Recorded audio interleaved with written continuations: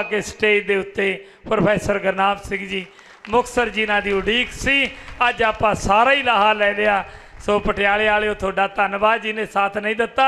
राष्ट्रीय मूल निवासी संघ ते आपदा मैंबरशिप भर के जाओ ना तो वह मोबाइल नंबर लिखा के जाओ तो असीं तुहाडे नाल संपर्क करके तो साडे मानयोग प्रोफैसर गुरनाम सिंह जी मुक्तसर साहब, मानयोग तारा राम साहब, फकीर चंद साहब, दूसरे सारे मेरे वीर, मेरी भैन और मंच के अगे अज दे सम्मेलन नूं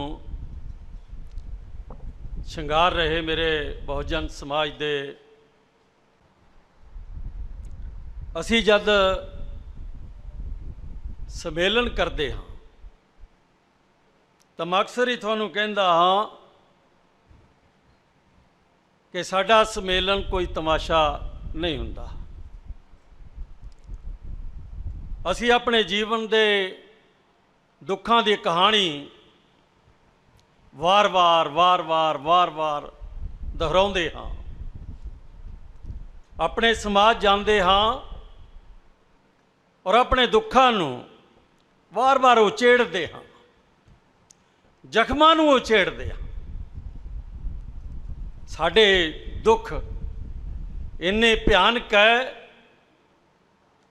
अगर इन्हां दे उत्ते खरींड आ जाए तो असी पता नहीं होर किन्ने हजार साल जख्म ये दर्द सहंदे रहांगे। इस करके मेरे दिमाग च हमेशा ये गल हुंदी है कि मैं उन्हां दुखां नूं उचेड़ दियां। ये जख्म अल्ले रहने चाहिए है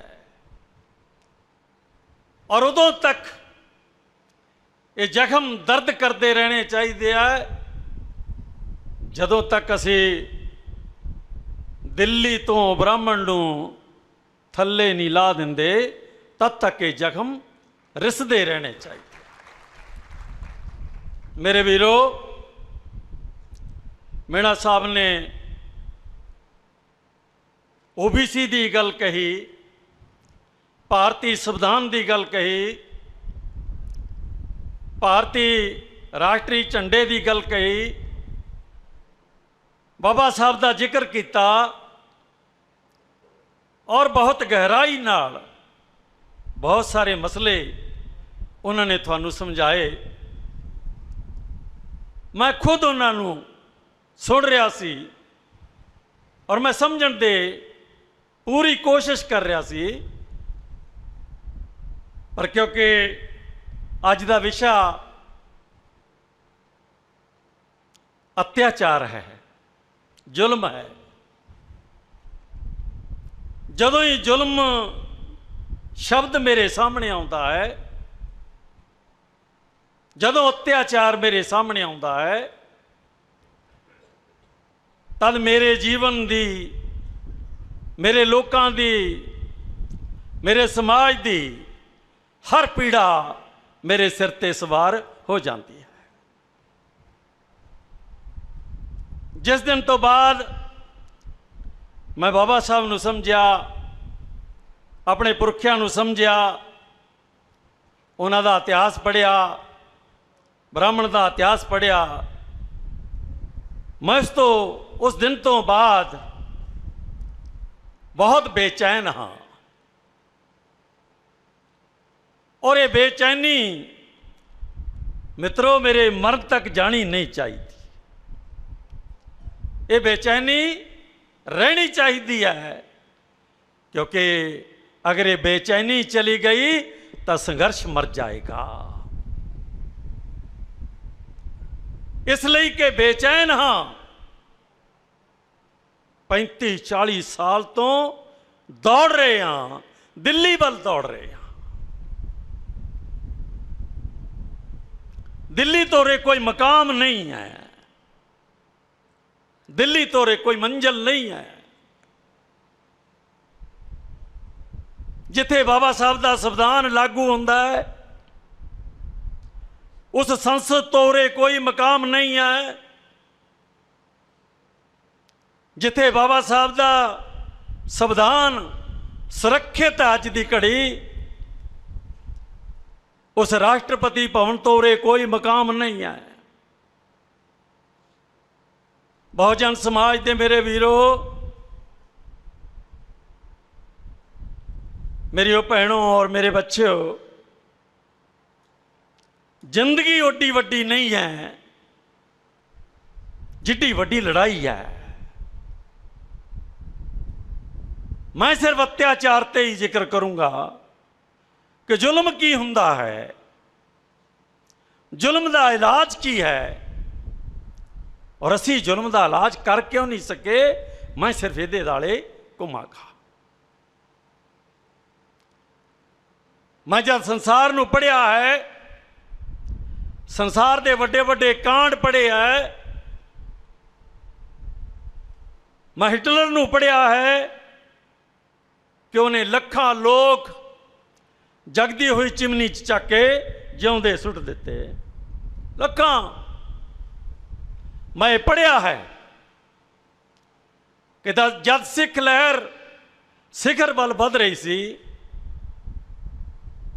तो वह दुश्मन जिहड़ा साडे घर च बैठा है, इस दुश्मन की बदौलत जिहड़े हमलावर बार बार आए, उन्होंने साडे बजुर्गों दियां लखां दियां लाशां बना दित्तियां।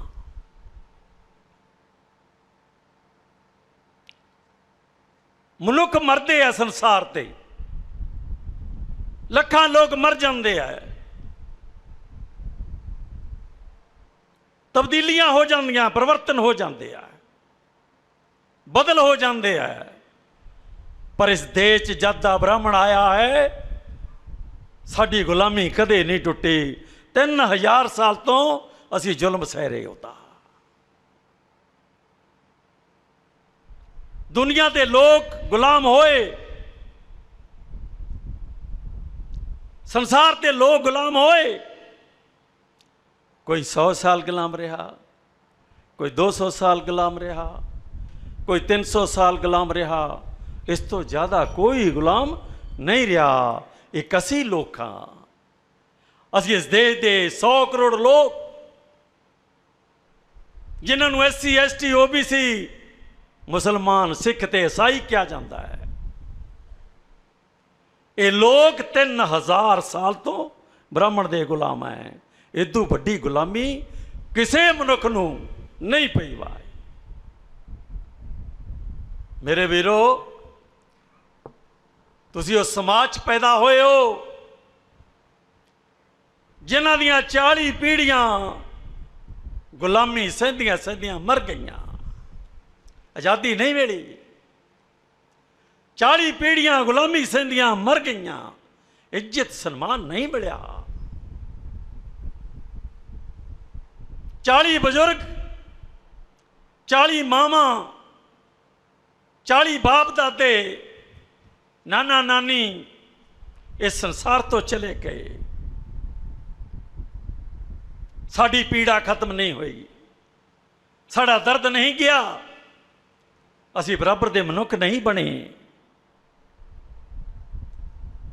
और 3000 साल तो चले जुल्म अज भी खत्म नहीं हुए। मैं एको ही कहानी कह के अगली गल शुरू करूँगा। कोई 15 दिन पुरानी बात है, सिर्फ 15 दिन पुरानी बात है। मेरे इस मोबाइल ते साड़ी एक कुड़ी दी फोटो आई है, और वो लाश है। साड़ी कुड़ी एक रस्ते दे उत्ते लाश पई आ, और उहदे ते की लिखिया है कि इस देश दे बहुजन दी लड़की आए, और इनू बुरछे उठा के ले गए। सारी रात उहदे नाल बलात्कार करते रहे, और साडी वो कुड़ी मर गई। मित्रों, साडियां कुड़ियां दा उठाए जाना, साडियां मामा दा उठाए जाना, ਸਾਡੀਆਂ ਬਹੂਆਂ ਦਾ ਉਠਾਏ ਜਾਣਾ, ਸਾਡੀਆਂ ਧੀਆਂ ਦਾ ਉਠਾਏ ਜਾਣਾ, ਸਾਡੀਆਂ ਪੋਤੀਆਂ ਦੋਤੀਆਂ ਦਾ ਉਠਾਏ ਜਾਣਾ। ਇਹ ਤਾਂ ਬਹੁਤ ਛੋਟੀ ਜਿਹੀ ਗੱਲ ਰਹਿ ਗਈ ਆ ਬਣ ਕੇ। ਤੁਸੀਂ ਪੜ੍ਹ ਗਏ ਹੋ, ਤੁਸੀਂ ਕਾਰਾਂ ਤੇ ਚੱਲਦੇ ਹੋ, ਤੁਸੀਂ ਮੋਟਰਸਾਈਕਲਾਂ ਤੇ ਘੁੰਮਦੇ ਹੋ, ਵੱਡੀ ਵੱਡੀਆਂ ਟੂਟੀਆਂ ਵਾਲੀਆਂ ਪੱਗਾਂ ਬੰਨ੍ਹਦੇ ਹੋ, ਕਰੀਜ਼ਾਂ ਵਾਲੀਆਂ ਪੈਂਟਾਂ ਪਾਉਂਦੇ ਹੋ, 2-2 ਹਜ਼ਾਰ ਦੇ ਬੂਟ ਕੱਸਦੇ ਹੋ, ਤੁਹਾਡੇ ਬੱਚੇ ਟਾਈਆਂ ਲਾ ਕੇ ਸਕੂਲਾਂ ਕਾਲਜਾਂ ਜਾਂਦੇ ਆ, ਤੁਹਾਡੀਆਂ ਕੋਠੀਆਂ ਦੇ ਮੂਹਰੇ ਅੱਜ ਕੁੱਤੇ ਬੰਨੇ ਹੋਏ ਆ, ਰੱਜ ਕੇ ਖਾਂਦੇ ਹੋ, ਰੱਜ ਕੇ ਪਹਿਨਦੇ ਹੋ। ਪਰ ਮੈਂ ਤੁਹਾਡੀ ਉਸ ਕੁੜੀ ਦੀ ਕਹਾਣੀ ਕਹਿਣ ਲੱਗਾ ਜਿਸ ਨੂੰ ਘਰੋਂ ਉਠਾਇਆ ਗਿਆ, ਉਹਦੇ ਨਾਲ ਬਲਾਤਕਾਰ ਕੀਤਾ, ਉਹ ਮਰ ਗਈ ਔਰ ਮਰੀ ਪਈ ਨਾਲ 21 ਆਦਮੀ ਫਿਰ ਬਲਾਤਕਾਰ ਕਰਦੇ ਰਹੇ। ਇਹ ਹੈ ਤੁਹਾਡਾ ਦਰਦ, ਇਹ ਹੈ ਤੁਹਾਡੀ ਪੀੜਾ। ਮੈਂ ਜਦ ਇਹ ਪੜ੍ਹਿਆ, ਮੈਂ ਵਾਰ-ਵਾਰ ਪੜ੍ਹਿਆ, ਵਾਰ-ਵਾਰ ਵੇਖਿਆ, ਤਦ ਮੈਂ ਆਪਣੇ ਆਪ ਨੂੰ ਕਿਹਾ, ਉਹ ਸਾਲਿਆ ਤੇਰੇ ਤੋਂ ਡੁੱਬ ਕੇ ਮਰੀਦਾ ਨਹੀਂ ਹੈ। ਇਹ ਦਰਦ ਕਿਵੇਂ ਬਰਦਾਸ਼ਤ ਹੋ ਜਾਏਗਾ?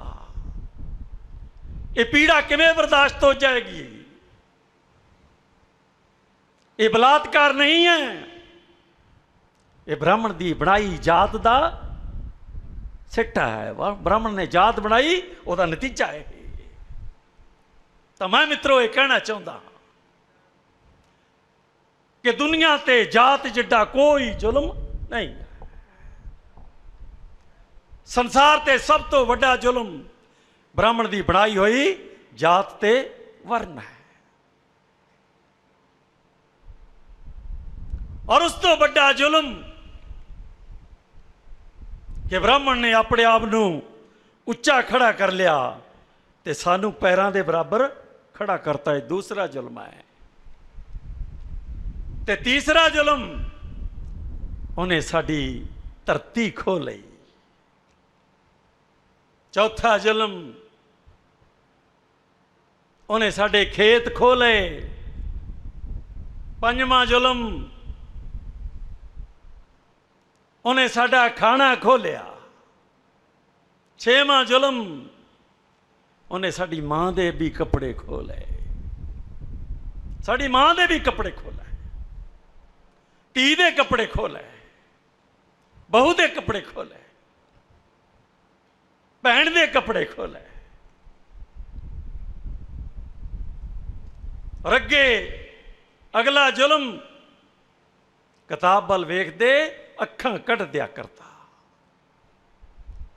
ਕੋਈ ਬ੍ਰਾਹਮਣ ਦੀ ਗੱਲ ਸੁਣਦਾ, ਉਹਦੇ ਕੰਨ ਪਾੜ ਦਿੰਦਾ ਸਿੱਕੇ ਪਾ ਪਾ ਕੇ।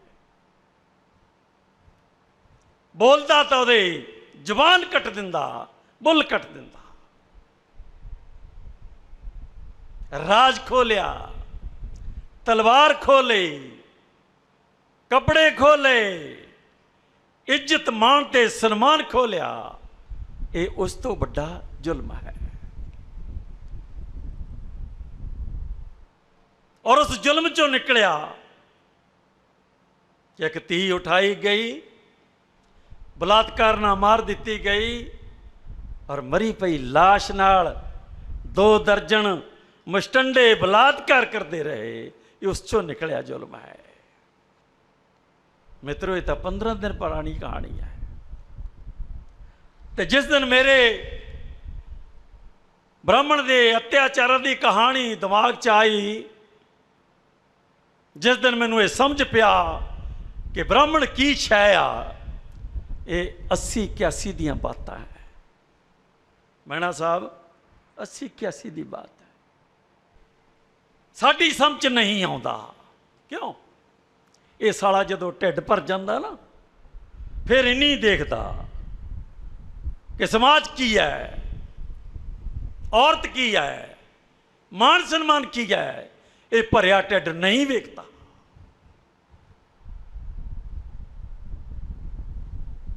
ਸੰਵਿਧਾਨ ਨੇ ਸਾਨੂੰ ਪੜ੍ਹਨ ਦਾ ਅਧਿਕਾਰ ਦਿੱਤਾ, ਅਸੀਂ ਪੜ੍ਹ ਗਏ। ਸੰਵਿਧਾਨ ਨੇ ਸਾਨੂੰ ਨੌਕਰੀ ਦਾ ਅਧਿਕਾਰ ਦਿੱਤਾ, ਬਾਬਾ ਸਾਹਿਬ ਨੇ, ਅਸੀਂ ਨੌਕਰੀਆਂ ਤੇ ਲੱਗ ਗਏ, ਨੌਕਰੀਆਂ ਤੇ ਲੱਗਦੇ ਗਏ, ਪੈਸਾ ਆਉਂਦਾ ਗਿਆ, ਪੈਸਾ ਆਉਂਦਾ ਗਿਆ, ਕੱਪੜੇ ਬਣਦੇ ਗਏ, ਪਰੌਂਠੇ ਬਣਦੇ ਗਏ, ਮੁਰਗੇ ਬਣਦੇ ਗਏ, ਅਰਿਸਟੋਕਰੇਟ ਦੀਆਂ ਬੋਤਲਾਂ ਬਣਦੀਆਂ ਗਈਆਂ, ਕੋਠੀਆਂ ਬਣਦੀਆਂ ਗਈਆਂ, ਬੰਗਲੇ ਬਣਦੇ ਗਏ, ਕਾਰਾਂ ਆਉਂਦੀਆਂ ਗਈਆਂ, ਮੋਟਰਸਾਈਕਲ ਸਕੂਟਰ ਆਉਂਦੇ ਗਏ, ਟੀਵੀ ਆ ਗਿਆ, ਫਿਰ ਕਿਸ ਨੂੰ ਯਾਦ ਹੈ ਲੋਕ?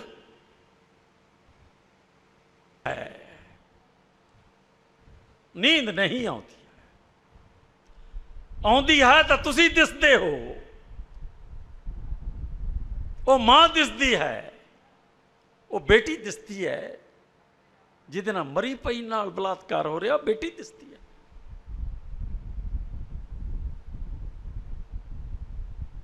ਤਾਂ ਮੇਰੇ ਵੀਰੋ, ਮੈਂ ਤੁਹਾਨੂੰ ਕਹਿ ਰਿਹਾ ਸੀ ਕਿ ਸਭ ਕੁਝ ਖੋਹ ਲੈਣਾ ਜ਼ੁਲਮ ਹੈ, ਜਾਤਾਂ ਬਣਾ ਕੇ ਵੰਡ ਦੇਣਾ ਜ਼ੁਲਮ ਹੈ। ਇਹ ਸਾਰੇ ਜ਼ੁਲਮ ਬ੍ਰਾਹਮਣ ਨੇ ਕੀਤੇ ਆ, ਜਿਨ੍ਹਾਂ ਨੂੰ ਦਲਿਤ ਕਿਹਾ ਜਾਂਦਾ ਹੈ, ਹਰੀਜਨ ਕਿਹਾ ਜਾਂਦਾ, ਜਿਨ੍ਹਾਂ ਨੂੰ ਲਾਗੀ ਬਗਾਰੀ ਤੇ ਕੰਮੀ ਕਮੀਣ ਕਿਹਾ ਜਾਂਦਾ, ਜਿਨ੍ਹਾਂ ਨੂੰ ਦੁੱਕੀ ਤਿੱਕੀ ਕਿਹਾ ਜਾਂਦਾ ਹੈ, ਜਿਨ੍ਹਾਂ ਨੂੰ ਲਾਲੇ ਗੋਲੇ ਕਿਹਾ ਜਾਂਦਾ ਹੈ, ਜਿਨ੍ਹਾਂ 'ਚ ਮੁਸਲਮਾਨ 95% ਮੁਸਲਮਾਨ ਤੁਹਾਡੇ ਚੋਂ ਬਣੇ ਆ, ਔਰ 95% ਸਿੱਖ ਸ਼ੂਦਰੋ ਤੁਹਾਡੇ ਚੋਂ ਬਣਿਆ, ਔਰ 95% ਈਸਾਈ ਸਾਡੇ ਚੋਂ ਬਣਿਆ। ਮੈਂ ਤੁਹਾਨੂੰ ਗਿਰਜੇ ਦੀ ਕਹਾਣੀ ਵੀ ਦੱਸ ਦਿਆਂ। ਅੱਜ ਤੱਕ ਭਾਰਤ ਦਾ ਸਭ ਤੋਂ ਵੱਡਾ ਜਿਹੜਾ ਪੋਪ ਹੈ, ਉਹਦੇ ਚੋਂ ਇੱਕ ਸ਼ਡਿਊਲਡ ਕਾਸਟ ਪੋਪ ਬਣਿਆ, ਨਹੀਂ ਤਾਂ ਸਾਰੇ ਦੇ ਸਾਰੇ ਬਾਹਮਣ ਤੇ ਖੱਤਰੀ ਬਣਦੇ ਰਹੇ। ਅੱਜ ਤੱਕ ਇੱਕੋ ਹੀ ਪੋਪ ਸ਼ਡਿਊਲਡ ਕਾਸਟ ਬਣਿਆ, ਉਹਦਾ ਨਾਮ ਮੈਂ ਭੁੱਲ ਗਿਆ, ਮੈਨੂੰ ਚੇਤੇ ਨਹੀਂ ਆ ਰਿਹਾ। ਮੇਰਾ ਕਹਿਣ ਦਾ ਮਤਲਬ ਕੀ ਹੈ? 3000 ਸਾਲ ਹੋ ਗਏ ਯਾਰ ਤੁਹਾਨੂੰ, 3000 ਸਾਲ। ਉਹ 100 ਕਰੋੜ ਲੋਕੋ, ਜਦ ਮੁਸਲਮਾਨ ਨੂੰ ਕੁੱਟ ਪੈਂਦੀ ਹੈ ਤੁਸੀਂ ਕਹਿੰਦੇ ਸਾਨੂੰ ਕੀ, ਜਦ ਦਲਿਤਾਂ ਨੂੰ ਕੁੱਟ ਪੈਂਦੀ ਹੈ ਸਾਨੂੰ ਕੀ, ਜਦ ਸਿੱਖਾਂ ਨੂੰ ਕੁੱਟ ਪੈਂਦੀ ਹੈ ਤਾਂ ਸਾਨੂੰ ਕੀ, ਤੇ ਜਿੱਦੇ ਹੋਰ ਕਿਸੇ ਨੂੰ ਕੁੱਟ ਪੈਂਦੀ ਹੈ ਤਾਂ ਸਿੱਖ ਕਹਿੰਦੇ ਸਾਨੂੰ ਕੀ। ਇਹ ਸਾਲਾ ਸਾਨੂੰ ਕੀ ਨਹੀਂ ਸੂਤ ਆ ਰਿਹਾ, ਇਹੀ ਨਹੀਂ ਬਦਲ ਰਿਹਾ। ਬਾਹਮਣ ਨੇ ਖੋਪੜੀ ਐਡੀ ਪੁੱਠੀ ਕਰਤੀ, ਇਹ ਸਾਨੂੰ ਕੀ ਸੂਤ ਨਹੀਂ ਆਇਆ ਅੱਜ ਤੱਕ। ਤੇ ਜਿਸ ਦਿਨ ਤੁਹਾਡਾ ਇਹ ਦਿਮਾਗ ਭੌਂ ਜਾਏਗਾ, ਜਿਸ ਦਿਨ ਇਹ ਦਿਮਾਗ ਘੁੰਮ ਜਾਏਗਾ, ਜਿਸ ਦਿਨ ਇਹ ਤੁਸੀਂ ਬਦਲ ਜਾਓਗੇ, ਉਦੋਂ ਹਰ ਗੱਲ ਵਾਪਰੇਗੀ ਤਾਂ ਤੁਹਾਡਾ ਬੰਦਾ ਕਹੇਗਾ ਕਿ ਹਾਂ ਮੈਨੂੰ ਇਸ ਨਾਲ ਲੈਣਾ ਦੇਣਾ ਹੈ, ਇਹ ਮੇਰੀ ਕਹਾਣੀ ਹੈ। ਅਗਰ ਮੁਸਲਮਾਨ ਮਾਰਿਆ ਜਾਂਦਾ ਹੈ ਤਾਂ ਮੇਰੀ ਕਹਾਣੀ ਹੈ, ਈਸਾਈ ਮਾਰਿਆ ਜਾਂਦਾ ਹੈ ਤਾਂ ਮੇਰੀ ਕਹਾਣੀ ਹੈ, ਸਿੱਖ ਮਾਰਿਆ ਜਾਂਦਾ ਹੈ ਤਾਂ ਮੇਰੀ ਕਹਾਣੀ ਹੈ, ਦਲਿਤ ਮਾਰਿਆ ਜਾਂਦਾ ਹੈ ਤਾਂ ਮੇਰੀ ਕਹਾਣੀ ਹੈ, ਨਕਸਲਵਾੜੀ ਕਹਿ ਕੇ ਆਦਿਵਾਸੀ ਮਾਰਿਆ ਜਾਂਦਾ ਹੈ ਤਾਂ ਮੇਰੀ ਕਹਾਣੀ ਹੈ, ਔਰਤ ਨੂੰ ਉਠਾ ਲਿਆ ਜਾਂਦਾ ਹੈ ਤਾਂ ਮੇਰੀ ਕਹਾਣੀ ਹੈ, ਬਲਾਤਕਾਰ ਹੁੰਦਾ ਹੈ ਤਾਂ ਮੇਰੀ ਕਹਾਣੀ ਹੈ। ਜਿਸ ਦਿਨ ਇਹ ਤੁਹਾਡੇ ਖੋਪੜ 'ਚ ਆ ਗਿਆ ਨਾ, ਇਨਕਲਾਬ ਉਸੇ ਦਿਨ ਹੋ ਜਾਏਗਾ। ਔਰ ਜਦੋਂ ਤੱਕ ਇਹ ਨਹੀਂ ਆਉਂਦਾ, ਨਾ ਗੁਲਾਮੀ ਜਾਏ ਨਾ ਇਨਕਲਾਬ ਆਏ। ਮੁਰਦੇ ਪੈਦਾ ਹੁੰਦੇ ਆ ਔਰ ਮੁਰਦੇ ਮਰ ਜਾਵਾਂਗੇ। ਪਸ਼ੂਆਂ ਦੀ ਤਰ੍ਹਾਂ ਆਉਂਦੇ ਹਾਂ, ਖਾਂਦੇ ਹਾਂ, ਪੀਂਦੇ ਹਾਂ, ਬੋਝ ਢੋਂਦੇ ਹਾਂ, ਤੇ ਫਿਰ ਉਗਾਲੀ ਕਰਕੇ 100 ਸਾਲ ਇਸ ਧਰਤੀ ਤੋਂ ਜਿਹੋ ਜਿਹੇ ਆਏ ਚਲੇ ਜਾਂਦੇ, ਕੋਈ ਫਰਕ ਨਹੀਂ ਪੈਂਦਾ। ਬ੍ਰਾਹਮਣ ਇਸ ਤਰ੍ਹਾਂ ਨਹੀਂ ਆਉਂਦਾ, ਬ੍ਰਾਹਮਣ ਇਸ ਤਰ੍ਹਾਂ ਨਹੀਂ ਆਉਂਦਾ। ਬ੍ਰਾਹਮਣ ਜਾਣਦਾ ਹੈ ਕਿ ਮੈਂ ਇਸ ਦੇਸ਼ ਦੀ ਸੱਤਾ ਆਪਣੇ ਹੱਥ 'ਚ ਕਿਵੇਂ ਰੱਖਣੀ ਹੈ। ਤੁਸੀਂ ਸੱਤਾ ਬਾਰੇ ਕੀ ਸੋਚਦੇ ਹੋ? ਪੰਜਾਬ ਦੀਆਂ ਚੋਣਾਂ ਆਉਣ ਵਾਲੀਆਂ, ਇੱਕ ਦੀ 1,000 ਰੁਪਏ ਦੀ ਵੋਟ, 5 ਜਾਣੇ ਤਾਂ 5,000 ਰੁਪਈਆ। ਜਿਹੜਾ ਦੋਨਾਂ ਮੁੱਛਾਂ ਨੂੰ ਟੰਗ ਲੈਂਦਾ ਤਾਂ ਉਹ 2-4 ਬੋਤਲਾਂ ਵੀ ਲੈ ਲੈਂਦਾ ਹੈ, ਤੇ ਜਿਹੜਾ ਹੋਰ ਮੁੱਛ ਚੱਕ ਲੈਂਦਾ ਹੈ ਉਹ ਪਿੰਡ ਦਾ ਮੈਂਬਰ ਬਣ ਜਾਂਦਾ ਹੈ, ਸਰਪੰਚ ਬਣ ਜਾਂਦਾ ਹੈ, MLA ਬਣ ਜਾਂਦਾ ਹੈ। ਕਰਨੀ ਝੋਲੀ ਚੁੱਕੀ ਹੋਈ ਹੈ, ਕਰਨਾ ਕੁਛ ਨਹੀਂ ਹੈ, ਸਿਰਫ ਝੋਲੀ ਚੁੱਕੀ ਕਰਨੀ ਹੈ। ਤਾਂ ਮੇਰੇ ਵੀਰੋ, ਇਸ ਸਾਰੇ ਅਤਿਆਚਾਰ ਦੇ ਇਸ ਤੰਬੂ ਦੇ ਹੇਠ 15 ਅਗਸਤ ਤੋਂ ਪਹਿਲਾਂ 2 ਕਹਾਣੀਆਂ ਮੈਨੂੰ ਯਾਦ ਆਉਂਦੀਆਂ। ਕੁਲਦੀਪ ਸਿੰਘ ਹੁਣੀ ਜ਼ਿਆਦਾ ਬਿਹਤਰ ਜਾਣਦੇ ਆ ਕਿ ਹਰਿਆਣੇ 'ਚ ਝੱਜਰ ਦੇ ਵਿੱਚ ਸ਼ਾਇਦ 5 ਬੱਚਿਆਂ ਨੇ ਮਰੀ ਹੋਈ ਗਾਂ ਦਾ ਚਮੜਾ ਲਾਇਆ। ਪੁਲਿਸ ਵੀ ਖੜੀ ਹੈ, SDM ਵੀ ਖੜਾ ਹੈ, ਔਰ ਉਹਦੇ ਸਾਹਮਣੇ ਹਿੰਦੂਆਂ ਨੇ ਰੋੜੇ ਮਾਰ ਮਾਰ ਕੇ ਉਹ 5 ਬੱਚੇ ਮਾਰਤੇ। ਇਹ ਝੱਜਰ ਦੀ ਕਹਾਣੀ ਹੈ, ਕੁਛ ਨਹੀਂ ਹੋਇਆ, ਸਭ ਸੌਂ ਗਏ। ਗਾਂਧੀ ਦੇ ਗੁਜਰਾਤ 'ਚ, ਪੂਰੇ ਧਿਆਨ ਨਾਲ ਸੁਣਨਾ ਹੈ, ਕੋਈ ਗੱਲ ਰਹਿ ਨਾ ਜਾਏ ਦਿਮਾਗ 'ਚੋਂ। ਗਾਂਧੀ ਦੇ ਗੁਜਰਾਤ 'ਚ, ਹਿੰਦੂਆਂ ਦੇ ਬਾਪੂ ਦੇ ਗੁਜਰਾਤ 'ਚ, ਸਰਦਾਰ ਪਟੇਲ ਲੋਹ ਪੁਰਸ਼ ਦੇ ਗੁਜਰਾਤ 'ਚ, ਜਿਹਨੂੰ ਲੋਹ ਪੁਰਸ਼ ਕਹਿੰਦੇ ਆ, ਲੋਹੇ ਦਾ ਆਦਮੀ, ਉਹ ਲੋਹੇ ਦਾ ਆਦਮੀ ਜਦੋਂ ਬਾਬਾ ਸਾਹਿਬ ਨੇ OBC ਸ਼ਬਦ ਲਿਖਿਆ, ਮਿੱਤਰੋ ਧਿਆਨ ਦਿਓਗੇ, ਯਾਦ ਰੱਖਿਓ ਕਿ ਜਦੋਂ ਬਾਬਾ ਸਾਹਿਬ ਨੇ OBC ਸ਼ਬਦ ਲਿਖਿਆ ਤਾਂ ਸਰਦਾਰ ਪਟੇਲ ਲੋਹ ਪੁਰਸ਼ ਪੁੱਛਦਾ ਹੈ ਕਿ ਅੰਬੇਡਕਰ OBC ਕੀ ਹੁੰਦਾ ਹੈ। ਉਹ ਲੋਹ ਪੁਰਸ਼ ਜਿਹੜਾ ਡਿਪਟੀ ਪ੍ਰਾਈਮ ਮਿਨਿਸਟਰ ਸੀ ਇਸ ਦੇਸ਼ ਦਾ, ਉਹ ਲੋਹ ਪੁਰਸ਼ ਜਿਹੜਾ ਗ੍ਰਹਿ ਮੰਤਰੀ ਸੀ ਇਸ ਦੇਸ਼ ਦਾ, ਅਰੇ ਉਹ ਲੋਹ ਪੁਰਸ਼ ਜਿਹਨੇ 12 ਵੋਟਾਂ ਲਈਆਂ ਤੇ ਬ੍ਰਾਹਮਣ ਨੂੰ 2 ਵੋਟਾਂ ਮਿਲੀਆਂ। ਲੋਹ ਪੁਰਸ਼ ਦੀ ਕਹਾਣੀ ਦੇਖੋ ਜਰਾ, ਕਿ 1946 'ਚ ਦੇਸ਼ ਦਾ ਪ੍ਰਧਾਨ ਮੰਤਰੀ ਚੁਣਨ ਵਾਸਤੇ 16 ਬੰਦਿਆਂ ਨੇ ਵੋਟਾਂ ਪਾਈਆਂ, ਔਰ ਕਸ਼ਮੀਰ ਦੇ ਬਾਹਮਣ ਨੂੰ 2 ਵੋਟਾਂ ਪਈਆਂ। ਕਸ਼ਮੀਰ ਦਾ ਬਾਹਮਣ ਜਾਣਦੇ ਹੋ ਓਏ? ਮੈਂ ਜਾਣ ਕੇ ਕਹਿ ਰਿਹਾ, ਕਸ਼ਮੀਰ ਦਾ ਬਾਹਮਣ, ਕਸ਼ਮੀਰ ਦੇ ਬਾਹਮਣ ਨੂੰ 2 ਵੋਟਾਂ ਪਈਆਂ। ਔਰ ਇਹ ਸਰਦਾਰ ਪਟੇਲ, ਇਹਨੂੰ 12 ਵੋਟਾਂ ਪਈਆਂ, 2 ਵੋਟਾਂ ਇੱਧਰ ਉੱਧਰ ਹੋ ਗਈਆਂ। ਤਾਂ ਪ੍ਰਧਾਨ ਮੰਤਰੀ ਕੌਣ ਬਣਦਾ ਸੀ? ਕੌਣ ਬਣਦਾ ਪ੍ਰਧਾਨ ਮੰਤਰੀ? 12 ਵੋਟ ਵਾਲਾ। ਤੇ 12 ਵੋਟ ਵਾਲਾ ਕੌਣ ਹੈ? ਲੋਹ ਪੁਰਸ਼, ਗੁਜਰਾਤ ਦਾ ਲੋਹ ਪੁਰਸ਼। ਹਿੰਦੂਆਂ ਦਾ ਬਾਪੂ ਉੱਠਿਆ, ਹਰੀਜਨਾਂ ਦਾ ਬਾਪੂ ਉੱਠਿਆ, ਔਰ ਉਹਨੇ ਕਿਹਾ ਕਿ ਨਹੀਂ, ਇਹ ਸ਼ੂਦਰ ਦਾ ਅਧਿਕਾਰ ਨਹੀਂ ਕੋਈ ਦੇਸ਼ ਦਾ ਰਾਜਾ ਬਣੇ। ਰਾਜਾ ਬਣਨ ਦਾ ਅਧਿਕਾਰ ਕੱਲੇ ਬ੍ਰਾਹਮਣ ਨੂੰ ਹੈ। 2 ਵੋਟਾਂ ਵਾਲੇ ਕਸ਼ਮੀਰੀ ਬ੍ਰਾਹਮਣ ਨੂੰ ਇਸ ਦੇਸ਼ ਦੇ ਹਿੰਦੂ ਬਾਪੂ ਨੇ ਰਾਜਾ ਬਣਾਤਾ। ਤੇ ਸਾਡਾ ਲੋਹ ਪੁਰਸ਼ ਮੂੰਹ ਵੱਲੀ ਵੇਖਦਾ ਰਹਿ ਗਿਆ। ਇਹੋ ਜਿਹਾ ਲੋਹ ਪੁਰਸ਼ ਆਵਾ ਠੋਕ ਦੇ ਗਿੱਚੀ 'ਚ ਯਾਰ, ਰਾਜ ਗੱਦੀ ਮਿਲਦੀ ਆ, ਠੋਕ ਦੇ ਗਿੱਚੀ ਚੱਕ ਦੇ ਚੁੱਪ ਕਰਕੇ ਬੈਠ ਗਿਆ ਬਾਹਰ, ਆਰਾਮ ਨਾਲ ਗੱਦੀ ਛੱਡਤੀ ਤੇ ਲੋਕਾਂ ਨੇ ਨਾਰੇ ਲਾਤੇ, ਲੋਹ ਪੁਰਸ਼ ਸਰਦਾਰ ਪਟੇਲ। ਇੰਨੇ 'ਚ ਹੀ ਸਾਫ਼ ਹੋ ਗਿਆ ਕੰਮ ਸਾਰਾ। ਉਹਦੇ ਗੁਜਰਾਤ 'ਚ, ਗਾਂਧੀ ਦੇ ਗੁਜਰਾਤ 'ਚ ਤੇ ਪ੍ਰਧਾਨ ਮੰਤਰੀ ਮੋਦੀ ਦੇ ਗੁਜਰਾਤ 'ਚ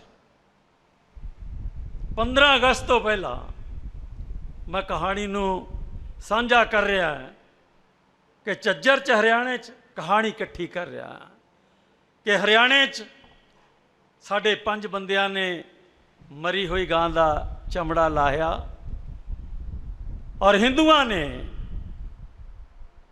ਚਾਹੇ ਉਹ ਜਾਟ ਸੀ ਚਾਹੇ OBC ਦੇ ਲੋਕ ਸੀ, ਪੁਲਿਸ ਦੇ ਸਾਹਮਣੇ ਰੋੜੇ ਮਾਰ ਮਾਰ ਕੇ ਮਾਰਦੇ। 15 अगस्त तो पहला गांधी दे गुजरात च, पटेल दे गुजरात च, मोदी दे गुजरात च, तीन मनुख इतिहासक मनुख है। तिन्ना मनुखों दे एक शहर च ऊना च 5 बच्चे चमारां दे चमड़ा मरी हुई गां लियाए, उहदा चमड़ा लाया। वो आए, उन्होंने बच्चे फड़े, शहर च लियाते, कार नाल बन्ने, और सारी दुनिया ने वेख्या कि कल्ले कल्ले ने उन्होंने तौणी लाई वा। दोने घटनावां इक्को जिहियां है। वीर कुलदीप सिंह जरा ध्यान नाल सुननी बात भाई, एक झज्जर की कहानी है, एक गुजरात के पटेल की कहानी है। बच्चे लियाते, कुट्टे, दुनिया ने वेखे, फिर नतीजा की निकलिया? नतीजा की निकलिया वाह, पूरी दुनिया नूं अग लग गई। तुसीं नहीं जानते, मैं जानदा है कि पूरी दुनिया दे विच बैठे साडे लोकां नूं अग लग गई। ये पहली बार होया कि भारत दे लोकां नूं पूरी दुनिया च अग लगी। ते मैं मीणा साहब, फकीर चंद साहब, ये मेरे वीर जिहड़े बैठे आ, मैं इन्हां नूं कहना चाहुंदा हाँ कि झज्जर च कोई नहीं बोलिया। मोदी दे पटेल अपने मोदी दे गुजरात च 5 बच्चों ने चमड़ा लाया, लिया के उन्होंने रच के खड़काया,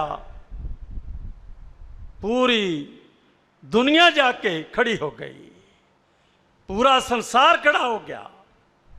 और मित्रों, मैं ये नहीं कहता कि कौन लोग सी जिहड़े 10 दिन लगातार चले, पर मैं जो देखा वो ये सी कि साडे लोकां ने, जिहड़े वाल्मीकि लोग सी, इन्हां ने गड्डियां भर भर के गंदगी दे ढेर दफ्तरां च सुट दिते। ये पहली बार होया भाई। और उस तो भी ज्यादा शानदार, एक शानदार घटना का वर्णन कर रहा मैं।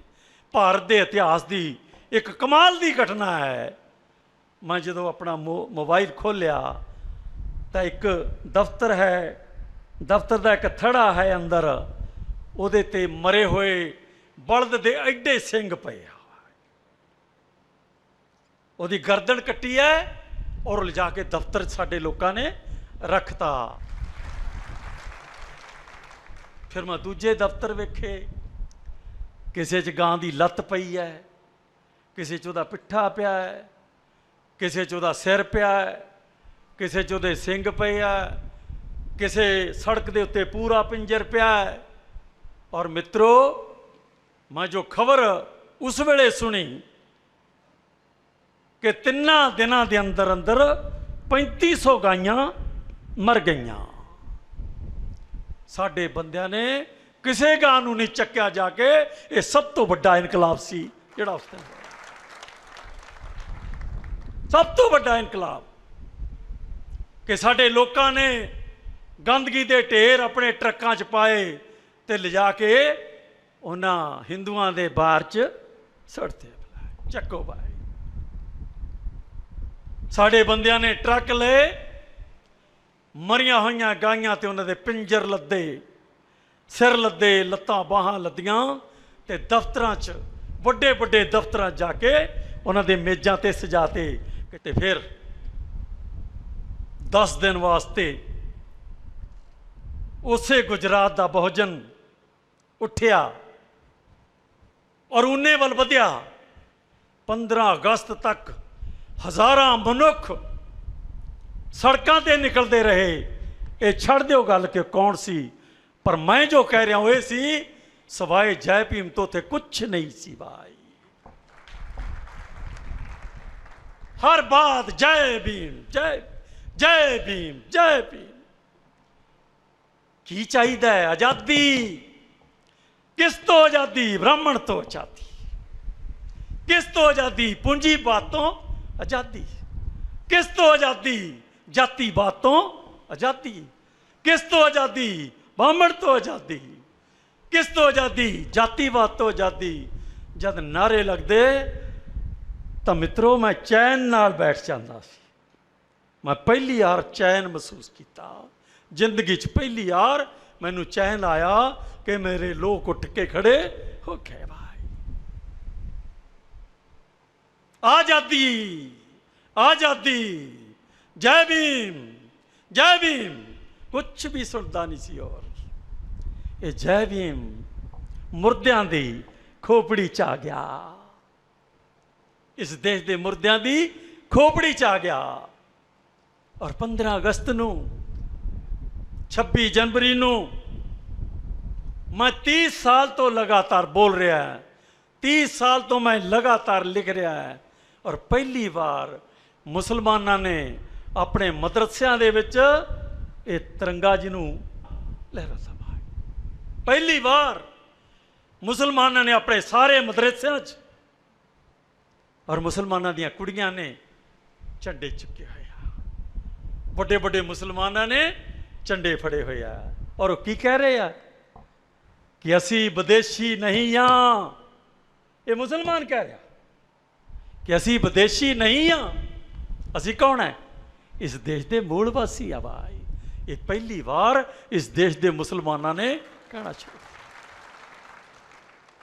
और मित्रों गुजरात की कहानी ने गल इत्थों तक लैके आंदी कि जट्टां दा मुंडा अज 2 चीज़ां बोलदा है, जय भीम, जय भारत। ये सरदार सुखपाल सिंह सुक्खा बोलते हैं भाई। ये जानदा जट है। और ये आदमी जद भी बोलता है जय भीम, जय भारत, नमो बुद्धा, ये खालसा बोलता भाई। और ये जिन्ने मोबाइल के उत्ते भरे पे आए बयान इको ही गल कहता है कि असी देश के मूल वासी हाँ भाई। ब्राह्मण कोई सा पानी पाया हुआ ना। तो मेरा मतलब कहने तो किया है मेरे वीरो, ये 2016 परिवर्तन का साल लगता मैं, जदों इस देश के लोगों ने जेड़ा कुछ कूड़ा कचरा ढो के उन्होंने घर साफ करते सी, तो मेरे लोगों ने वही कूड़ा कचरा चक के जिन्हों का गंद सी उन्होंने घरे ढोता। उल्टी करती। उल्टी गंगा जमन मिलावो, इनू कहते भाई। उल्टी गंगा जमना च ले जाना, उल्टा काम करना। और मेरे लोगों ने मरिया हुई गावां दे सिर, बलदां दे सिर दफ्तर च ले जाके रखते। ये पहली बार होया कि मुसलमान मूलवासी कहन लग्या। और मैं परसों की इस मोबाइल च एक बहुत शानदार खबर है, कमाल की खबर है। उस कुड़ी की फोटो भी है, मैं शेयर की है सारिਆਂ ਨੂੰ। वो मुसलमान कुड़ी है पाकिस्तान की, शायद डॉक्टर है, जी PhD डॉक्टर है कुड़ी। वो बोल रही है कि असी पाकिस्तान के मुसलमान विदेशी नहीं हाँ। अरे मित्रों इन्हू खोलिया करो, ये फिल्मां देखने वास्ते नहीं है। और वो कुड़ी दा, ओदी कुड़ी दी तस्वीर भी छपी है, ਉਹਦਾ बयान भी छपया मुसलमाना की कुड़ी। और उन्हें की कहा है कि असी विदेशी लोग नहीं हाँ, असी भारत के मूल वासी सिंधु घाटी के लोग हाँ। ये कहानी थोड़े सामने मैं क्यों रखी आ है? ये नाल ही मैं एक होर गल जोड़ दिया कि 3 दिनां च ब्राह्मण दे गौशाला च लगभग 3500 गाइयां ते बलद मर गए। और इदू ज्यादा ऊने दे आले दुआले मर गए। खबर पढ़ोगे तो गिनती पता लग जाएगा। नतीजा की निकलिया? नतीजा उसका की निकलिया भाई? कि साडे लोकां ने कहा कि पंडित जी तेरी माँ है, दुध तू तो जिहड़ा पीवें ते गोहा असीं खाइए। ये पूरे देश च लोकां ने ऐलान करता कि असीं अज तो बाद कोई मरी गां नहीं चखांगे। भाई उन्ने दे इर्द गिर्द 4000 गाइयां दियां लाशां वेखियां मैं। इस देश का ये इनकलाब जो होया, तो मित्रों मैं आखिरी गल तुहानूं इनकलाब की कहन लग्या, ये किसी रब ने नहीं किया, ये कोई देवी देवता उतर के नहीं आया, और ये भारत के कामरेडा ने भी नहीं किया। सरदार हरी सिंह ये भारत के कामरेडा ने भी नहीं किया। आप दोनों कामरेडा मैं तां क्या, मैं हमेशा कहा करदा है कि बामसेफ भारत की सब तो वड्डी यूनिवर्सिटी है।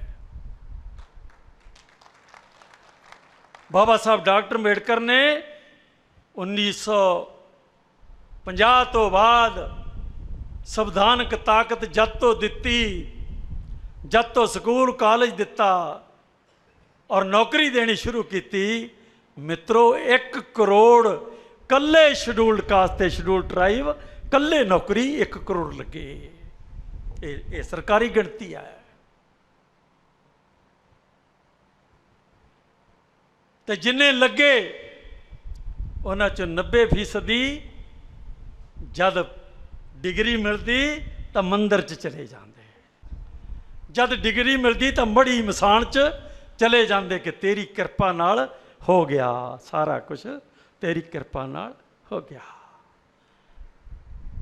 और ये बददिमाग लोग जिन्होंने बाबा साहब ने भारत के संविधान च इनकलाबी कदम पुटदियां 340 41 42 धारा ते 15 कसर 4 16 कसर 4 धारा च इस देश के बहुजन नूं, इस देश के सब तो नीचे गिराए गए आदमी नूं भारत के संविधान की पहली सत्र चा दिओ बई कट के जरा, पहली सत्र च की कहा दिओ बई जरा, इस संविधान की पहला सफा। मित्रों कदे मैं छोटा हुंदा तो असीं स्कूल गए, जब असीं पहली जमात पास की, दूजी पास की, तो साडे माँ बाप आने दे 2 पैसे दे पतासे लेके आउंदे ते वो मास्टर जी नूं आके भेंट कर दिंदे कि तेरे करके मेरा बच्चा पहली तो दूजी च हो गया। रब नूं याद नहीं सी करदे, हो किस नूं याद करदे सी? अपने अध्यापक नूं याद करदे सी। ते जदों असीं डिग्रियां ले लियां, जद असीं वड्डियां वड्डियां कुर्सियां ते बैठ गए, और फिर अध्यापक भी भुल गया, माँ भी भुल गई, बाप भी भुल गया, अंबेडकर भी भुल गया। और मेरे बाबा ने मित्रों जदों ये संविधान लिखिया, इस संविधान की पहला वर्का है, संविधान का पहला वर्का है, यदी पहली कतार है, इत्थे आ जिहड़ी है पहली कतार है। इहदे च मेरा बाबा की लिखदा है कि we the people of India. अरे तुसीं तां संविधान वेख्या ही नहीं, तुसीं कित्थों जान जाओगे कि इहदा मतलब की है? इस संविधान की पहली सतर we the people of India, पहली लाइन, इसका मतलब समझते हो की है? और बाबा साहब ने इको लाइन लिखी कि वही दी पीपल ऑफ इंडिया। ये वही का की मतलब होता है? असी सारे लोग, हुण थोड़ी समझ आया कुछ कि असी सारे लोग कौन हो गए? इसका मतलब है कि अज तो बाद इस देश का ब्राह्मण, इस देश का खत्तरी, इस देश का बाणिया, इस देश का जट, इस देश का चूड़ा, इस देश का चमार, इस देश की औरत, we the people of India are equal, all equal. भाई सब बराबर हो गए। ब्राह्मण ने 3000 साल ਤੁਹਾਨੂੰ ਜੁੱਤੀ ਥੱਲੋਂ ਨਹੀਂ ਉੱਠਣ ਦਿੱਤਾ। ਤੇ ਮੇਰੇ ਬਾਬਾ ਨੇ ਇੱਕੋ ਹੀ ਲਾਈਨ ਲਿਖੀ ਕਿ ਅਸੀਂ ਭਾਰਤ ਦੇ ਲੋਕ ਅੱਜ ਤੋਂ ਬਾਅਦ ਸਾਰੇ ਇੱਕ ਬਰਾਬਰ ਹੋ ਗਏ। ਕੋਈ ਉੱਚਾ ਨਹੀਂ, ਕੋਈ ਨੀਵਾਂ ਨਹੀਂ, ਕੋਈ ਵੱਡਾ ਨਹੀਂ, ਕੋਈ ਛੋਟਾ ਨਹੀਂ, ਕੋਈ ਬਾਹਮਣ ਨਹੀਂ, ਕੋਈ ਸ਼ੂਦਰ ਨਹੀਂ, ਕੋਈ ਮਰਦ ਨਹੀਂ, ਕੋਈ ਔਰਤ ਨਹੀਂ ਹੈ। ਕੋਈ ਬੰਦਾ ਇਸ ਦੇਸ਼ ਦਾ ਜਿਹੜਾ 18 ਸਾਲ ਤੱਕ, ਜਦ 18 ਸਾਲ ਦਾ ਹੋ ਜਾਂਦਾ ਹੈ, ਉਹਨੂੰ ਪੂਰੇ ਦੇ ਪੂਰੇ ਅਧਿਕਾਰ ਹਰ ਮਨੁੱਖ ਦੇ ਬਰਾਬਰ ਦੇ ਦਿੱਤੇ ਗਏ। ਏਡਾ ਵੱਡਾ ਇਨਕਲਾਬ ਹੋ ਗਿਆ।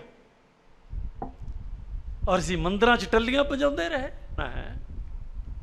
ਕਿ 3000 ਸਾਲ ਅਸੀਂ ਜੁੱਤੀਆਂ 'ਚ ਰਹੇ। ਅਸੀਂ 12,500 ਪਿੰਡਾਂ 'ਚ ਨਹੀਂ, ਪੂਰੀ ਦੁਨੀਆ 'ਚ ਵੱਡੇ ਵੱਡੇ ਗੁਰਦੁਆਰੇ ਵੀ ਖੜੇ ਕਰ ਲਏ, ਪਰ ਅਸੀਂ ਬਰਾਬਰ ਕਿਤੇ ਨਹੀਂ ਹੋਏ।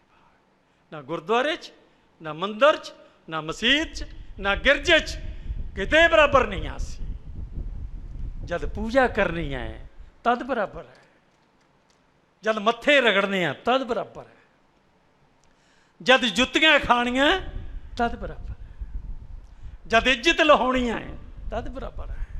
ਔਰ ਤੁਸੀਂ ਅੱਜ ਵੀ, ਤੁਸੀਂ ਇਸ ਦੇਸ਼ 'ਚ ਛੋਟੀਆਂ ਜਾਤਾਂ ਦੇ ਲੋਕ, ਨੀਚ ਜਾਤਾਂ ਦੇ ਲੋਕ, ਕੰਮੀ ਕਮੀਣ ਜਾਤਾਂ ਦੇ ਲੋਕ ਜਾਣੇ ਜਾਂਦੇ ਹੋ। ਬਾਬਾ ਸਾਹਿਬ ਨੇ ਸੰਵਿਧਾਨ 'ਚ ਬ੍ਰਾਹਮਣਵਾਦ ਨੂੰ ਪੁੱਠਾ ਟੰਗਤਾ। ਇਹਦੇ ਬਾਵਜੂਦ ਵੀ ਅਸੀਂ ਬਰਾਬਰ ਨਹੀਂ ਹੋਏ। ਤਾਂ ਕਿਉਂ ਨਹੀਂ ਹੋਏ?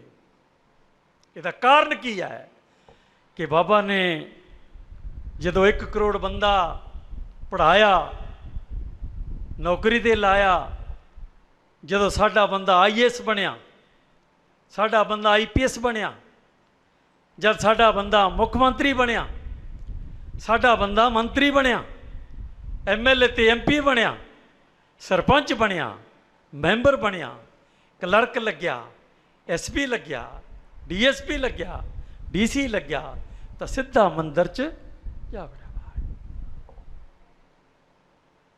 ਬਰਾਬਰੀ ਕਿਵੇਂ ਆਉਂਦੀ? ਜਿਸ ਭਗਵਾਨ ਦੀ ਬਦੌਲਤ ਹਜ਼ਾਰਾਂ ਸਾਲ ਅਸੀਂ ਮਾਵਾਂ ਸਮੇਤ ਜੁੱਤੀਆਂ ਖਾਂਦੇ ਰਹੇ, ਬਾਪ ਦੇ ਸਮੇਤ ਜੁੱਤੀਆਂ ਖਾਂਦੇ ਰਹੇ।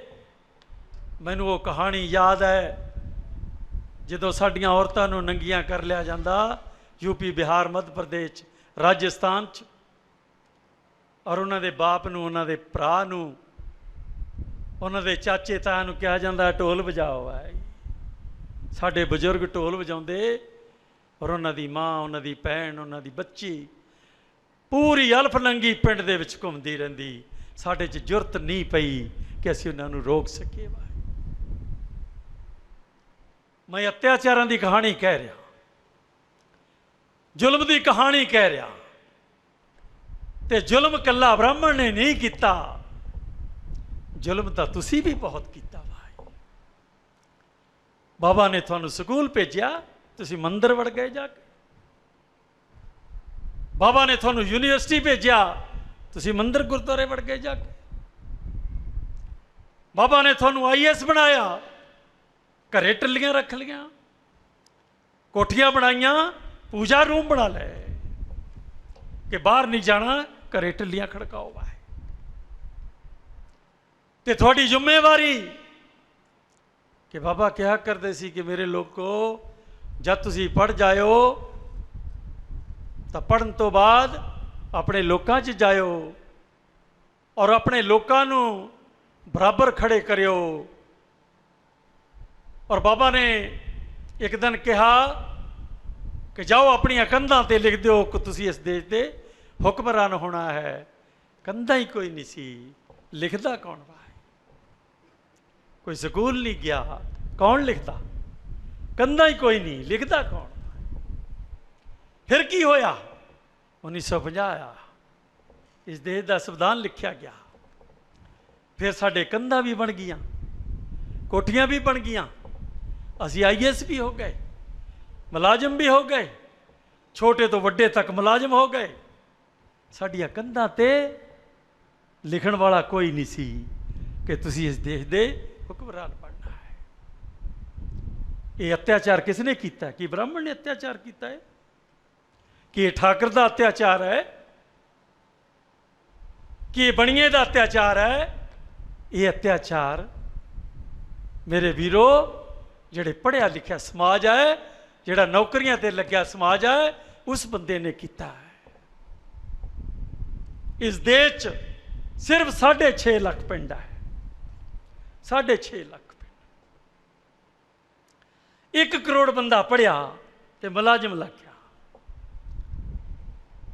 35 ਸਾਲ ਤਾਂ ਮੈਨੂੰ ਹੋ ਗਏ, 35 ਸਾਲ ਘੁੰਮਦੇ ਨੂੰ, 35 ਸਾਲ ਜ਼ਿੰਦਗੀ ਦੇ ਬੀਤ ਗਏ।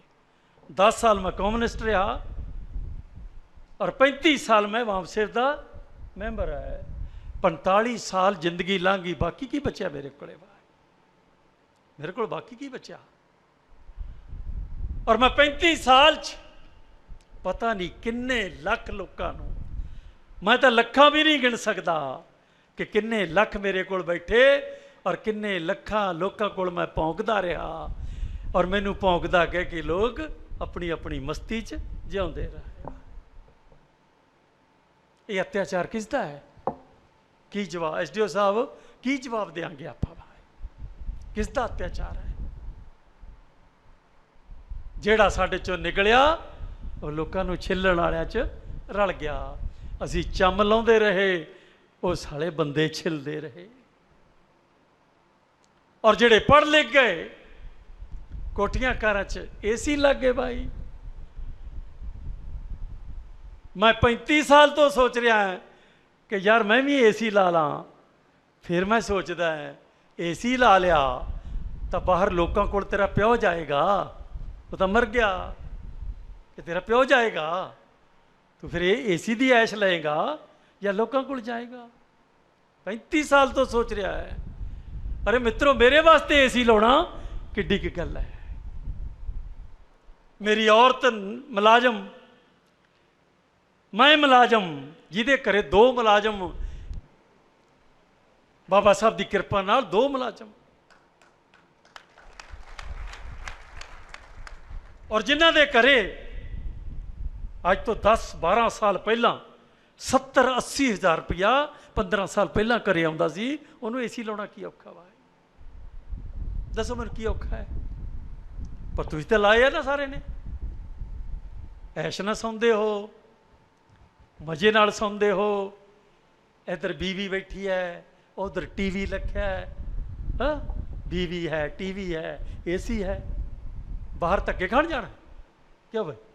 ਇੱਕ ਪਾਸੇ ਬੀਵੀ ਹੈ, ਇੱਕ ਪਾਸੇ ਜਵਾਕ ਮਸਤੀ ਕਰ ਰਿਹਾ ਹੈ, ਸਾਹਮਣੇ TV ਲੱਗਿਆ ਹੋਇਆ ਹੈ, ਉੱਪਰ AC ਲੱਗਿਆ ਹੋਇਆ ਹੈ।